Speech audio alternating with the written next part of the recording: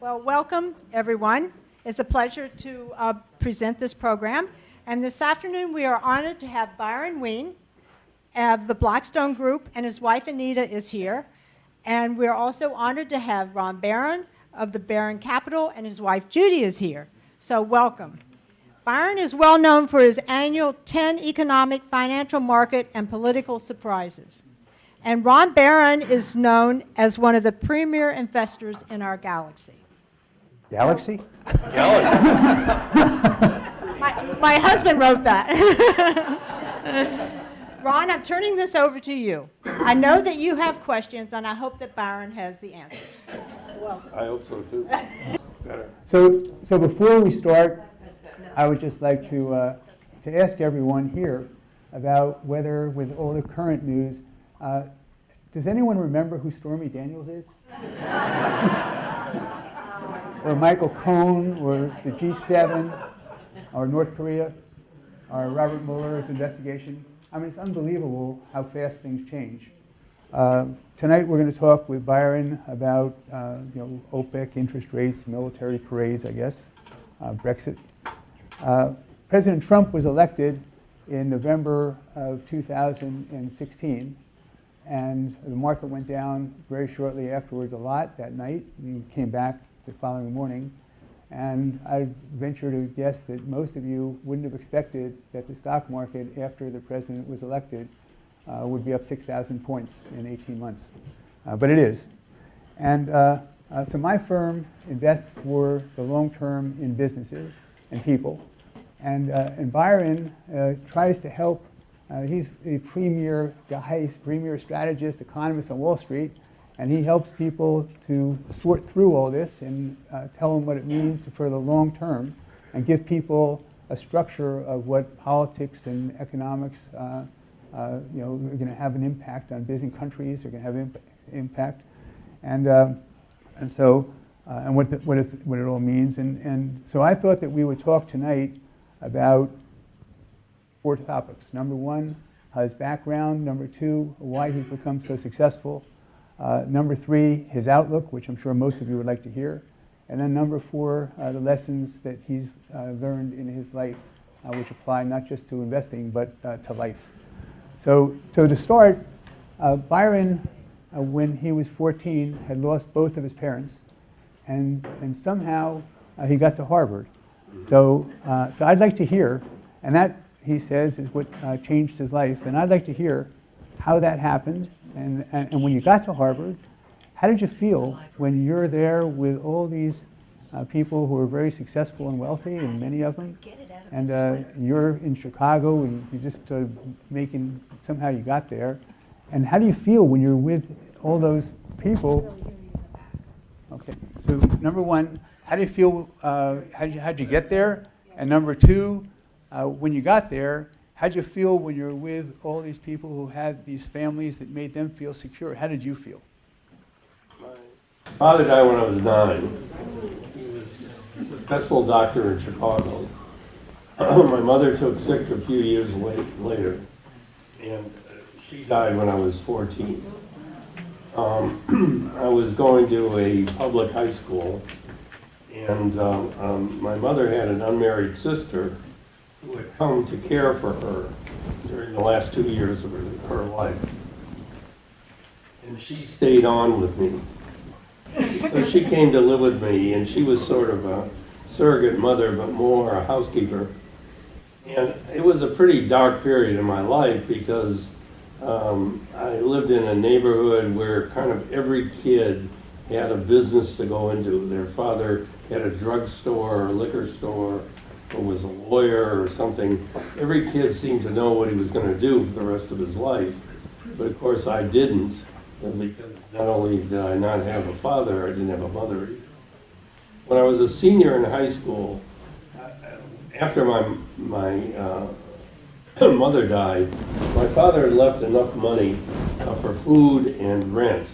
But my aunt and I had to move to a smaller apartment because we couldn't afford it. Just to give you an idea, I'll give you some numbers along the way. This is 1948, and we moved from an apartment that cost $135 a month to one that cost $105 to save the $30. I had to go to work after school, and I went to work downtown in Chicago every day after school, most Saturdays, all vacations, and so.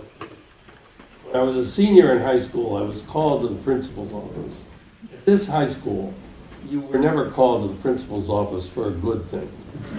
You were always in trouble, and as I wandered down there, I tried to figure out, how did I get myself in trouble? When I got there, the principal wasn't there, but the guidance counselor was there. And he said to me, Wien, because you were never addressed by your first name at this school, Wien, do you own a suit? And I said I did. He said, do you have a shirt and tie?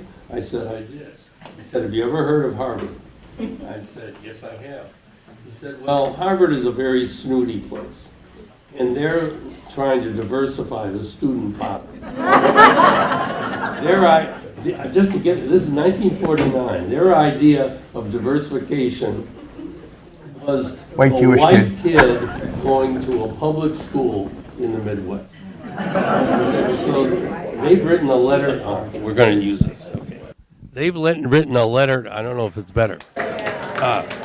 They've written a letter to us saying we can send one kid downtown to talk to them, and you're our pick. And Wien, when you go down there, don't make a fool of yourself. I went down there, I guess I didn't make a fool of myself, and I went to Harvard, and it changed my life. Now you get to Harvard, and you have all of these young men and women who are, from very prosperous families. You've got to share the mic, though. Thank you. You get to Harvard, and there's all these young men and women who are from very prosperous, affluent families, and they're real smart. How'd you feel? I felt overwhelmed, but I had limitless ambition. I mean, I knew that this was a chance to break out. I knew that this was a terrific opportunity, and if I got the most out of it, I thought my life would fall into place. And so I decided to major in chemistry and physics and audit all the humanities and social science courses. And then I figured at the end of 4 years I would know everything about everything. I think I underestimated how competitive the place was, because it was kind of hard to do that.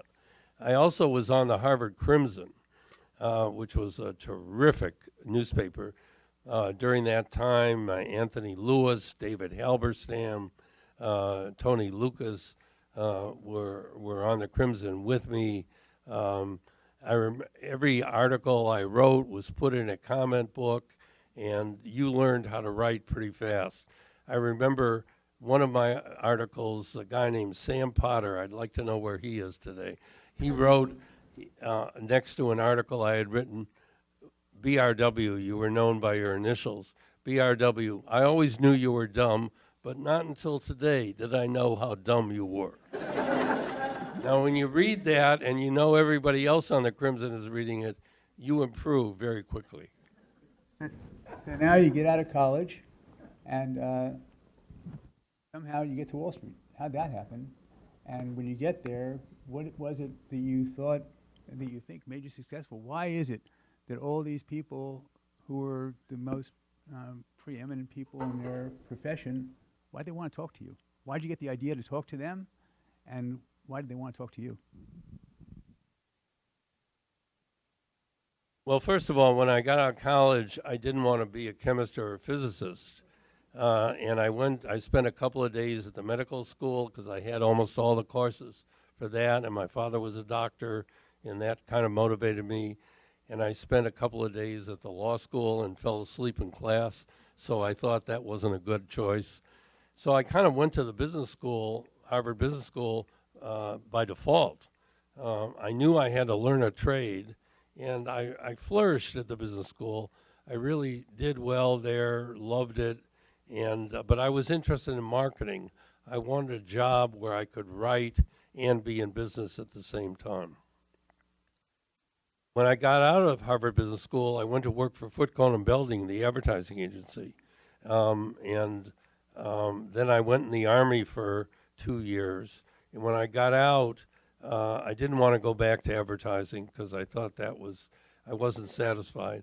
I went to work for a management consulting firm that had very interesting work. I went to Nigeria and advised the government. It became an independent country.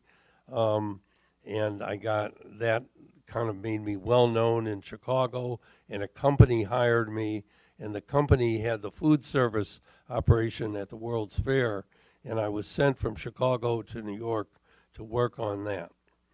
When the World's Fair was over, they were going to move me back to Chicago, but by that time I was bitten by New York and I didn't want to move. A business school classmate of mine had started a small money management firm, and he remembered me as a smart kid from business school, and I had all this experience, he thought, and I'd be a terrific security analyst. So I took again, to hear the numbers, I was making at that time $35,000 a year, and I took a pay cut, this is 1965, to $20,000 to get to a job on Wall Street. And I worked very hard to be a good security analyst, and I was a terrific security analyst. In those days, we used 18-column pads. You remember that we had no computers and so forth. So I was good at analyzing companies, but what made a money management firm great is picking stocks, and I was no good at that. So at one point, after a year, the senior partner of the firm came into my office and said, "This is not working out. We think you should look for another job." Here I was, 30 years, then I was 32 years old, 2 degrees from Harvard, and I was about to be on the street. And I said to him, "Well, okay, if that's the case, but I'm going to work very hard to try to turn this around." And before the end of that year, I turned it around. And I became a partner of that firm, and it merged with another firm. And eventually I got plucked away by Morgan Stanley. They came to me, and they said they had been following my work, and they thought I would be perfect to replace the legendary Barton Biggs as the U.S. investment strategist. They said that the firm had met, the management had met, the research department had met, and the sales department had met, and they decided I'd be perfect for the job. And I went home and I felt really filled with myself until I found out I was the 7th person that they had approached with that line. But the others didn't take it, thank God, and I did. And that was kind of the second experience that changed my life in business. The most important change in my life was when I married Anita, and she made everything possible. So that's probably an important ingredient. But I started out, and the first year, I realized that I was competing with people who nobody had ever heard of me because I was a portfolio manager, and I had no reputation. So I figured I had to do something that would make me stand out. And I thought of this idea. I looked at my own portfolio, and all my own portfolio had all these weird stocks in it. And I thought, that how did I buy these stocks? And I said, I bought these stocks because everybody else hated them. So maybe if I stayed in the non-consensus arena, I could build that into a strategy product. So I came up with the idea of, at the beginning of the year, making a list of 10 surprises that I thought were more than 50% likely to happen, and where the average investor would give them no more than a 1 out of 3 chance. And I presented the idea to the firm, and they turned it down. And I persisted during that year. This is 85. And finally, at the end of the year, they said they'd let me try it once. Well, I did try it, and it was successful. And after 3 years, Morgan Stanley took out a service mark on the 10 surprises, and every one of the 3 people that was on that tribunal came into my office one by one, patted me on the back, and said, "I'm sure glad I backed you up on those 10 surprises." Yeah. But this wasn't just making it up. I mean, the idea was that all these people wanted to speak with you, and therefore you were like the crossroads, and everybody gave these ideas because they wanted to hear if the smartest guy in the world wants to talk to you, then the second smartest guy wants to talk to you, and the fifth guy, and the 10th guy. They're all talking to you, and you're getting cross-fertilized everywhere, and now that helped you with these ideas, or it didn't? And why did they want to talk to you in the first place? I have no idea. I mean, I was writing every week. I was trying to identify what was on everybody's mind. And I would write an essay weekly in those days. I now write monthly, but weekly in those days I wrote an essay every month. I loved what I did. I worked 7 days a week. I did all kinds of things, traveled around the world, went to conferences, went to things at the Council on Foreign Relations, got invited to seminars to speak and sometimes to listen. I threw myself totally into it because there was a seamless distinction between work and life. And I think that the fact that I was so committed was reflected in my essays, and I began to build a following that way. Along the way, I met George Soros, and he was impressed by my work, and he put me on his supervisory board, and as a result of that, I met the smartest man in Europe, and I began to write about him. Morgan Stanley provided entree to people I would have never met otherwise. And one of my big beliefs is you've got to network mercilessly. And I tried to meet Anita, my wife, teases me that I want to meet everybody in the world before life is over, and I'm doing my best. But I really go, if somebody has an interesting idea in a book I've read or a lecture I've given, I reach out to that person and try to meet them. And so as a result of this continuous process of trying to learn through my life, I built up a reputation, and I guess that's why people wanted to seek me out. But I never aggressively promoted myself. I really tried to do it through my writing and have that attract people to me. So Soros became friends with you because you played tennis with him? Well, let me tell you,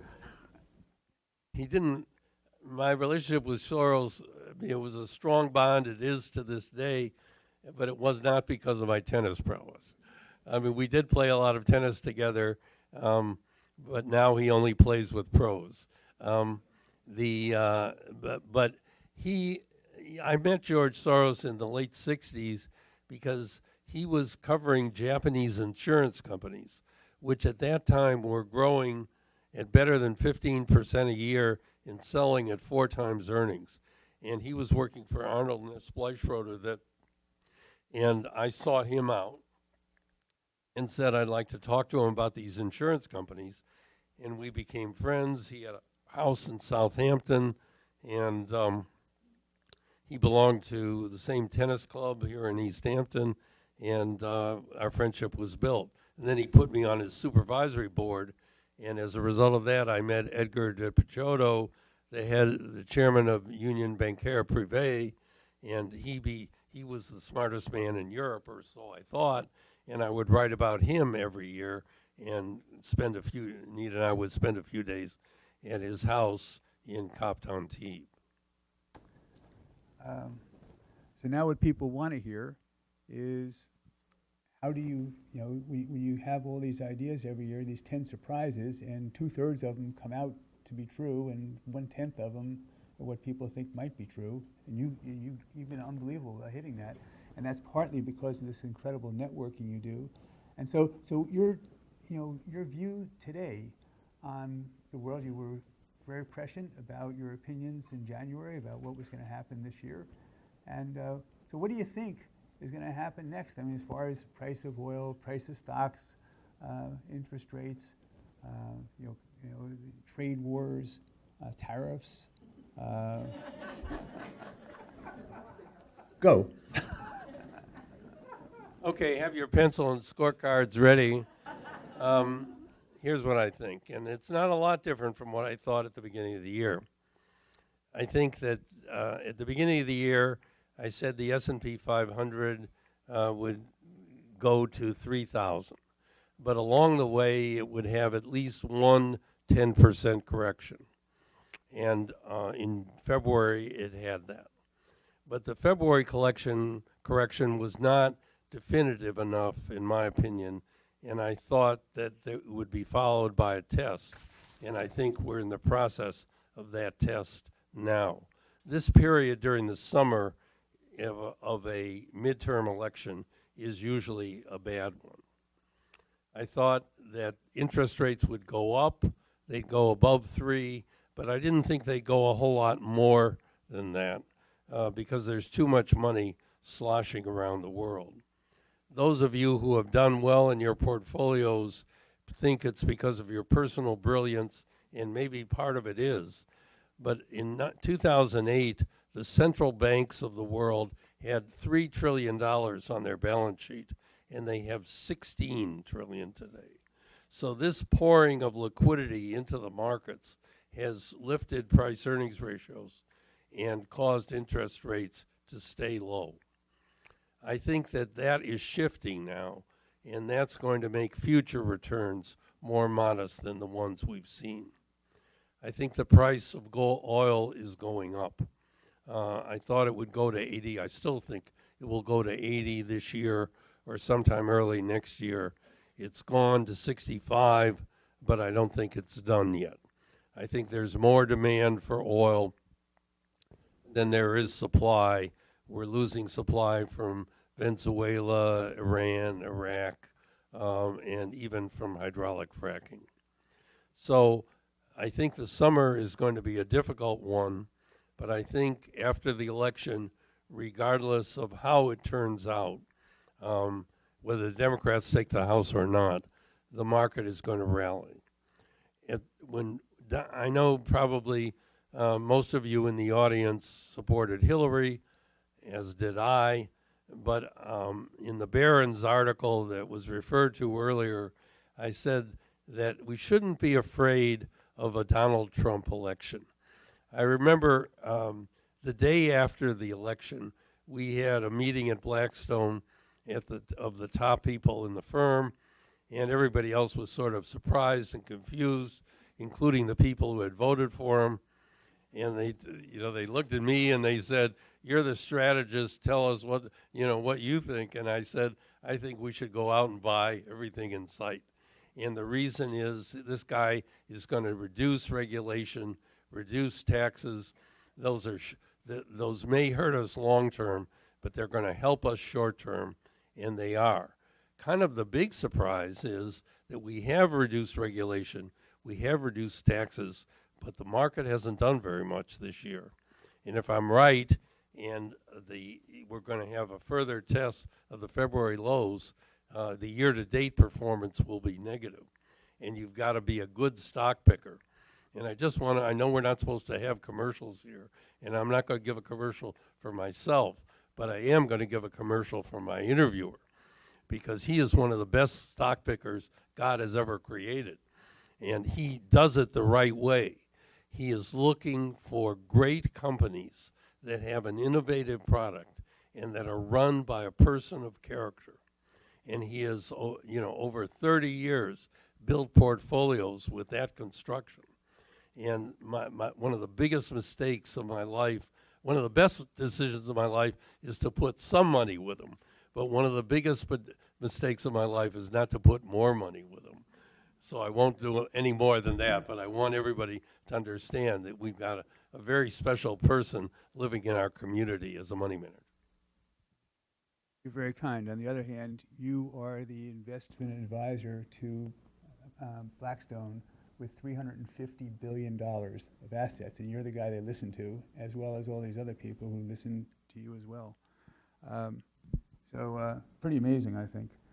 The one time that we were speaking a couple of years ago, and in times were a little tough, and I was asking you for some advice, and about how come America was, able to do well and other places haven't over a long term. And you mentioned to me that you had gone to Europe to give a speech, and you, at that time, had a negative bias. Mm-hmm. And at the end of the speech, a man came up to you from Holland. I don't remember. Do you remember? Yeah. Okay. Well, I remember it. Okay. And he came up and he said, Byron, I traveled here, and stayed overnight, and I wanted to see you. I've read so much about you, and you're an amazing strategist, and it's very exciting to hear you speak. But I don't really agree with the negative tenor that you've been using here. And I want you to know that we live in Holland, my wife and I, and Holland saw its peak time in 1600, and we're still doing pretty well. Okay. So, look, Warren Buffett said famously, "Don't ever bet against America," and I would never bet against America. I mean, how many of you have a standard of living higher than your parents? Almost anybody with a standard of living lower than your parents. Must be a lot of fancy folks here. At any rate, almost every audience I talk to raises his hand, or her hand. This is a place of wonderful opportunity. I mean, I just can't believe what's happened to me. My life has turned out so much better. You can imagine how I thought about my life when I was 14, and to be, to have a house on Georgia Pond, and all the friends I have and the job I have. That's why I'm still doing it at this advanced age. And so this is still a terrific place for opportunity, but that doesn't mean we don't hit air pockets. And, we hit a pretty serious one in 73, 74, and we hit another one in 87 in the early 90s and in 2000 and 2008, but we recover from them. But I think we've got some serious problems. I am concerned with some of the things that are going on now. I don't want us to get into a trade war with all of our allies. I would have done even though I thought Donald Trump would be good short term for the economy, I mean, almost every decision he's made, I would be on the other side of. I definitely would have signed the Paris Climate Accord. I would have supported the continuation of the Iran agreement. I would definitely support NAFTA. I would modify all these things, but I wouldn't abandon them. I would have done what he did and gone to see Kim Jong-un, and he achieved the only thing he wanted, which was to prevent a war with North Korea. But the only place where he is tough and I would be tough would be China, because I think China has been abrogating our agreements with them and has been violating certain ethical rules. And as a result of that, I think he's right to take a tough stance with China. I agree with you on China as well. Maybe we could talk a little bit about your life lessons that you got in your long career. Number one, network intensely. You can do like a speed. Okay, thing. well, let me just say, there are two things I think that are, Patti, is this right? They're going to be posted on the library website? Okay. If all of you want to kill your Friday evening, you can go home and go on the library website. My 10 surprises for 2018 are on it, and also my 20 life lessons, 20 lessons that I've learned during the course of 50 years of doing this work. On Network Intensely, I think I've been lucky enough to be able to meet a lot of the movers and shakers in finance, real estate. I don't have many friends in entertainment, but in terms of, we live in New York. I mean, that we all pay incredible taxes that aren't deductible anymore. But living in New York is a gift from God. I mean, because there's so many wonderful opportunities to keep learning, to grow intellectually, to experience joy. And you know, in the end, when you get to be older, and most of the people in the audience are over 50, I think, and your friends are really the thing that make your life worth living. And there's so many wonderful people here in New York, and I've tried to meet as many of them as I possibly can. Reading? Look, you got to read all the time. You can never coast in this business. You've always got to be learning. I try to read all the time. I was reading a book this afternoon called Journeys about people with immigrant backgrounds, like all of us, and who have made a success. Deborah Norville is in it. Mike Bloomberg is in it. Elaine Chao is in it. It's fascinating to read these life stories about people who've been successful, some of them in just 2 generations. So it's really quite a remarkable thing. I think, whenever, I've given this talk about life's lessons all over the country at a number of universities. And when I was at the University of Texas at Austin, and I said, you've got to read all the time, a kid raised his hand and said, well, when do you find time to do all that reading? And I said, well, I'll be honest with you. I never watch a baseball, football, basketball, or hockey game on television. And the audience booed me. In Austin, Texas, they watch a lot of sports on television. But if you don't watch sports on television, you have a lot of time for reading. So I've met Bill Gates and Buffett a couple of times, and one of the points that they make is that Gates told me he reads a book every single day, and Buffett reads 600 pages a day. And one of my friends and I we know the president fairly well.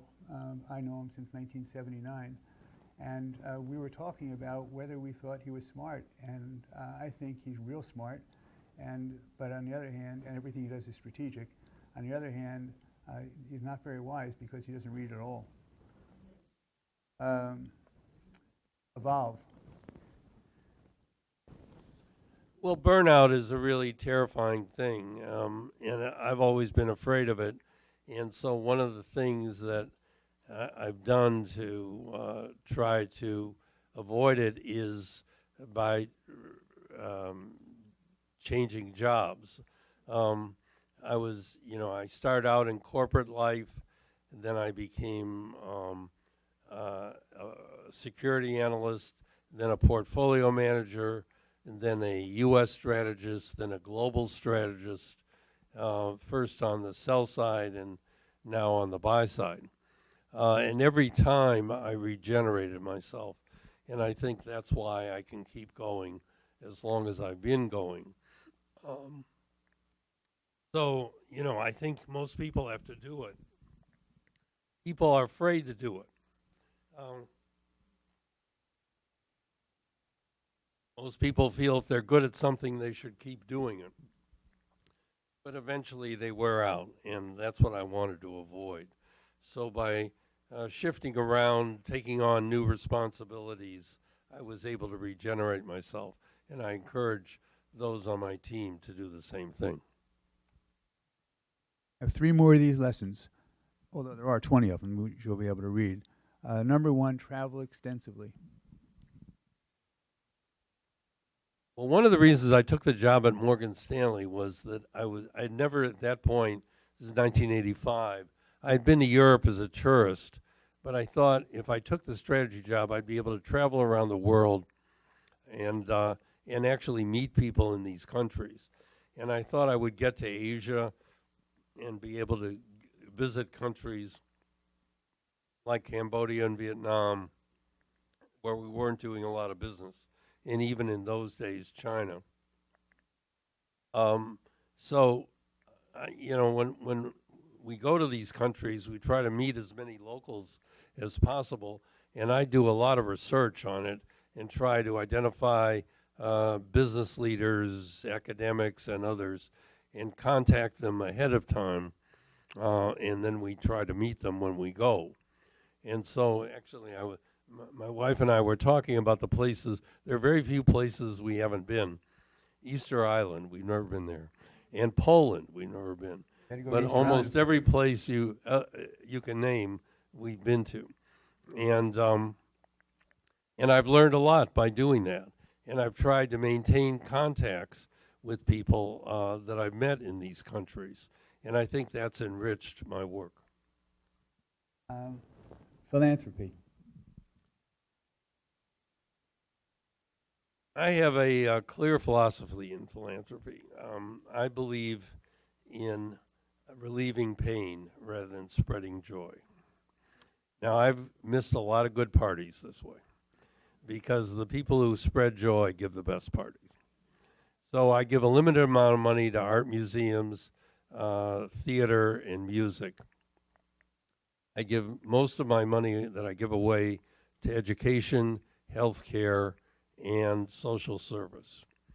I feel that I'm helping people who need it. I'm not dealing with the worried well, and that's more gratifying to me. So, I guess I don't know if I made enemies, but I've lost friends by doing it this way. But I feel that I've gotten the gratification from charitable contributions that I wanted, and I've seen the results of it, and it's very satisfying. Okay, so the last one, then we're going to open up for questions, is retiring. So you don't seem to be interested in retiring. Well, I'll tell you a story about that. A few years ago, I was being interviewed by a reporter from the New York Times, and he was out here.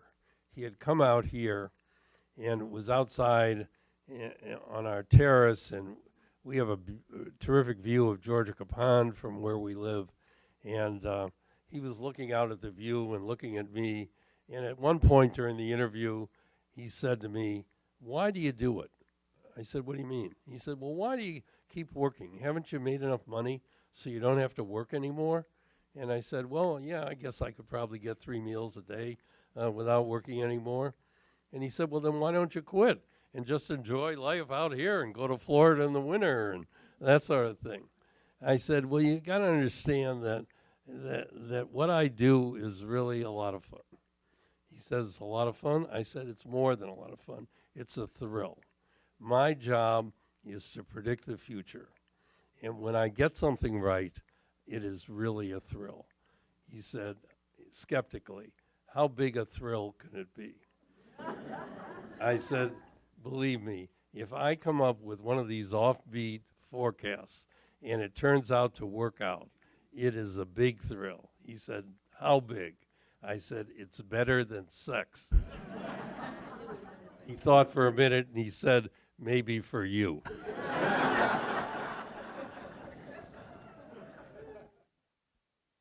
Well, I would point out one more reason why he's not retired. I didn't hear that one before. But I would point out one more reason that Byron gave for not retiring, and he was quoted as saying that if you work forever, you can live forever. And so he says, following that quote, "I know there is an abundance of biological evidence against the theory, but I'm going with it anyway." So, questions? That is a brilliant question. I have spent a lot of time on it. Okay, yeah. How is China going to impact the world going forward? Is that okay? Here's a fact all of you should know. I mean, one of the really terrible aspects of the Trump administration is it's too short-term oriented. Particularly the tax cuts that have been done, I think, are going to hurt us long-term. But the most serious thing that the Trump administration has done is it's cut back all support for research and development. Next year, China will be spending more money on research and development than we are. I wrote an essay last month on China's R&D. China is passing us by in a number of areas, not in semiconductors, but in a number of areas. By 2025, when the Made in China program reaches its fulfillment, China will be the leader of the world in biotechnology, in digital technology, and in agricultural technology.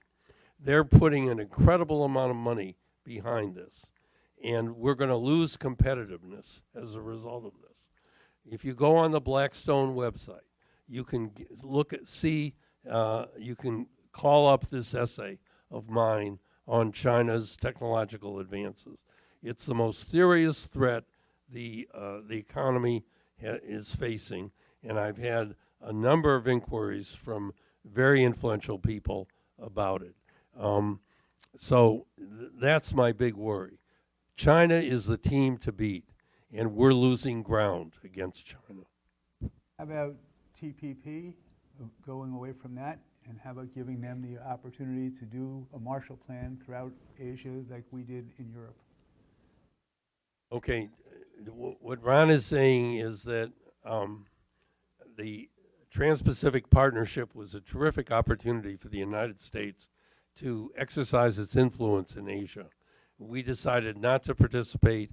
We turned over Asian leadership to China, and they are taking advantage of it. And now they have that one belt, one road, which is kind of a Marshall Plan for Asia. We should have had a similar thing, but we backed away from it. We have the essay that I'm working on now is how America is turning inward, and it is a tragic mistake because the world, we have Wendell Willkie back in 1940 talked about one world, and we didn't have it then, but we have it now, and we're drawing back from it, and we're going to pay a very high price for it. So I think our cutting our ties with all of our European allies, creating hostility with some of our Asian friends, and closing up to Russia, China, and North Korea, I don't think that's a foreign policy I would support. Okay. Go ahead. I'd like to have your thoughts.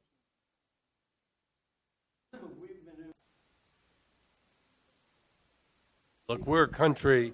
Okay, I got the point. The question is that if we don't import less expensive products from Mexico and other low-cost countries and produce those here, or put tariffs on the goods coming in, will prices go up in the United States? And if others retaliate and put tariffs on us, won't our goods be too expensive? That's why innovation is the lifeblood of America. And that's why supporting research and development is so important. If we don't continue to innovate, we will lose ground. Up until now, we have been the inventors of most of the exciting products around the world. But now I'm worried that we're going to lose ground on that basis, and China is going to take over. What you cite is important, but I think we should have a much more generous policy toward immigration. The average age in the United States was lower than it was, or is lower than it is in Europe, and that's one of the reasons we're competitive with Europe, because we do take immigrants in, and they do get they are willing to work at lower salaries. Actually, in the period since the Great Recession of 2008-9, average hourly earnings have hardly gone up at all. So our wages are competitive with Japan and with Europe. And that may be changing now because the unemployment rate is so low. But up until now, wages have not been a problem. One of the problems is that labor's share of corporate GDP has been pretty static, and the profits have accrued to the shareholders. Now, those of you who own common stock have benefited because the market has tripled or up 4 times since the low in 2009. That will not continue if we don't have a harmonious relationship with our trading partners. Let's go way to the back, all the way to the back.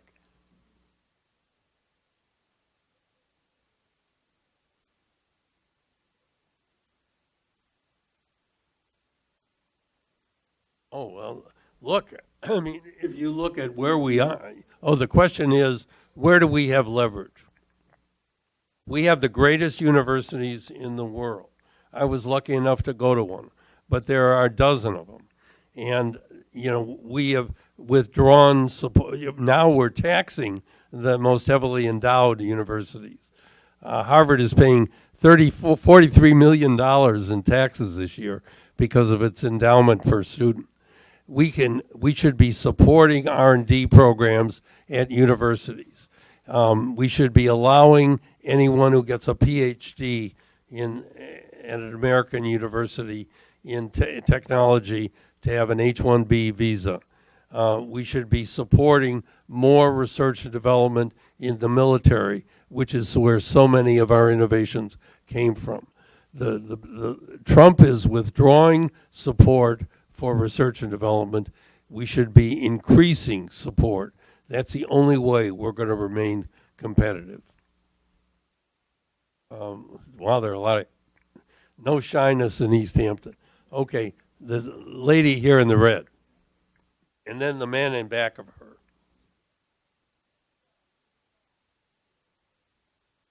Very good question. I haven't thought about it in a while, but somebody recently, this week, just asked me. One thing that my firm, it was a money management firm, it wasn't doing any what we call technical analysis. That's sort of analyzing the chart patterns and the trading characteristics of certain stocks in the market as a whole.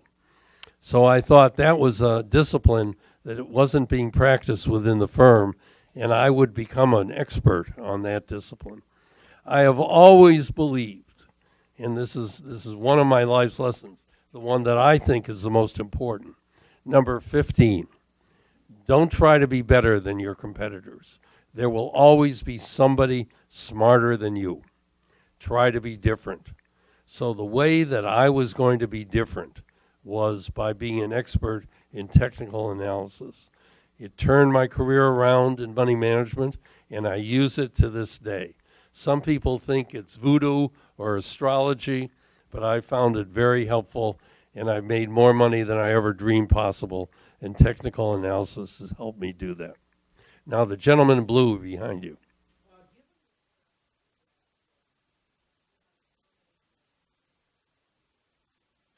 Well, I don't know why they've been silent. I can't answer that question.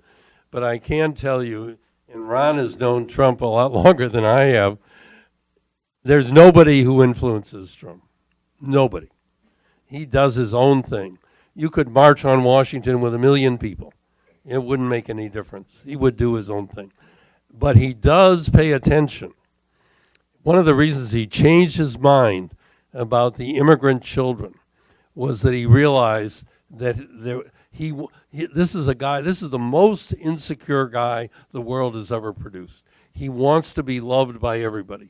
And when he saw that there was a fusillade of objection to this practice of separating the kids from their parents, he changed his mind on it.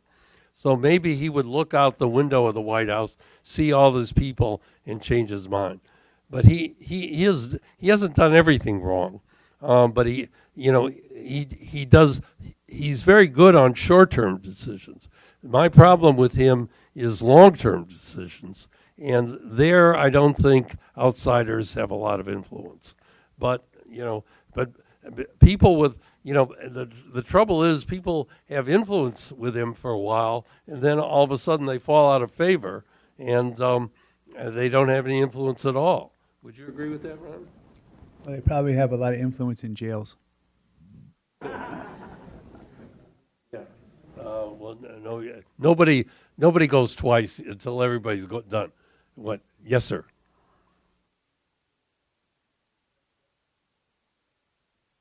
I can tell from that. I don't know where you are. Do I think British will come to regret Brexit? Brexit was one of the truly dumb decisions of all time. And I think if the vote were held today, it wouldn't work. I mean, it was a vote that was rooted in nationalism, but it was nationalism was misinterpreted. Populism is a very dangerous political philosophy. It's going to lead to higher taxes. I mean, we're all going to be confronted with it because the essence of populism is give people what they want. And ultimately, that costs money. And right now, we have almost every state and local government in deficit. And eventually, a lot of these countries are going to go into default. So, I think, Britain was growing at 2%. It was thriving before September 23rd, 2016. And the populism vote caused growth to go down to 1%, down by 50%, caused companies to leave. It was a crazy decision. And I think to ameliorate it is the right thing to do and soften the blow, but it was a tragic mistake.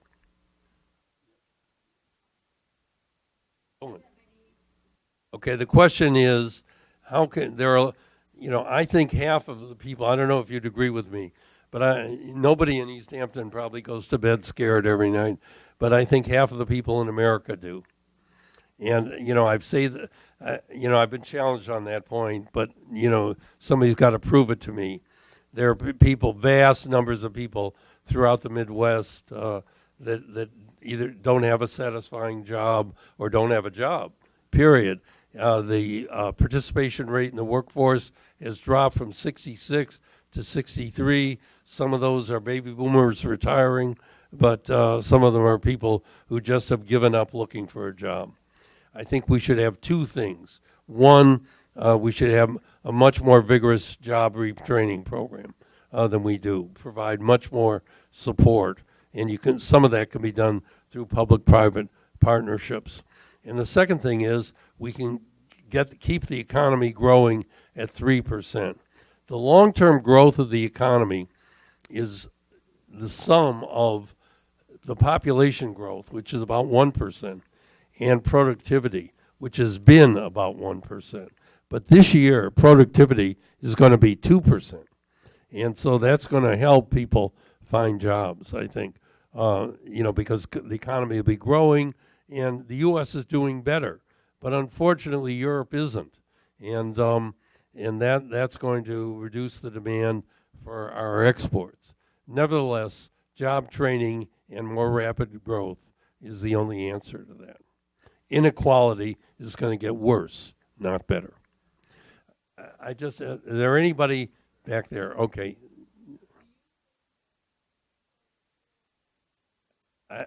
I don't think so. I mean, the question is, should there be an sales tax on internet sales? Yeah. There absolutely should be. I mean, those companies should not get a free ride just because they're located somewhere and the buyer is in a different place. There definitely should be a sales tax on internet sales, in my opinion. I don't think it'll make much of a difference. Yeah. Is there? Give them a couple more. Yeah, we'll take a couple. Yes, sir. This gentleman. Europe is not doing much. Not doing as well as it was. In 1995, I wrote an essay called "If the European Union Didn't Work, 20 years from now, Europe would be a vast open-air museum." And I got into a lot of trouble with that essay. And now we're more than 20 years and Europe is still going. But the European Union is doing pretty well.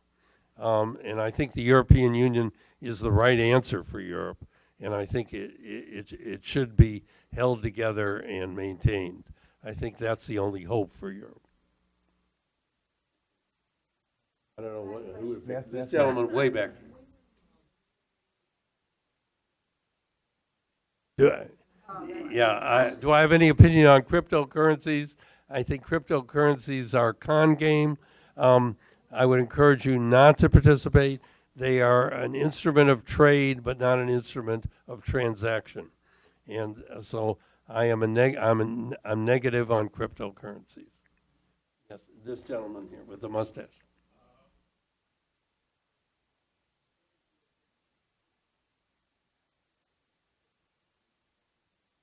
Okay, the question is on education or on democracy. Look, our democracy is rooted to an educated, knowledgeable population, voting population. Only 3/4 of the kids in public schools graduate. 1/4 don't graduate. And many of those in marginal schools who do graduate don't have the skills to hold a job in contemporary society. I think education is one of our key problems, but we've thrown an incredible amount of money at education, and the statement that I made about 3/4 graduating, I could have made 25 years ago. So it hasn't improved in spite of the fact that we've spent a lot of money trying to correct it. Probably many of you had a public education. Public education 50 years ago was very good, but it's disintegrated since then in inner cities. We've done a lot to try to change that, but I think it's a problem, and I think our inequality problem is rooted to it. And the manifestation of it is the corruption of democracy. Because people, if you could see it, this is how Trump got elected. Trump got elected by promising that he would give people what they wanted, that he would make America great again, which a lot of people heard was getting their old job back, getting paid $40 an hour instead of $15. You can't do that overnight and by just waving a wand. So I think democracy is in danger unless education is turned around, and we've not made major progress in doing it. I'll tell you, I think we've reached the 7 o'clock cutoff time, and I think we have to cut it off. Ron and I will stick around for a few minutes if you people who do have questions want to try to answer. We'll try to answer them for you. You were great.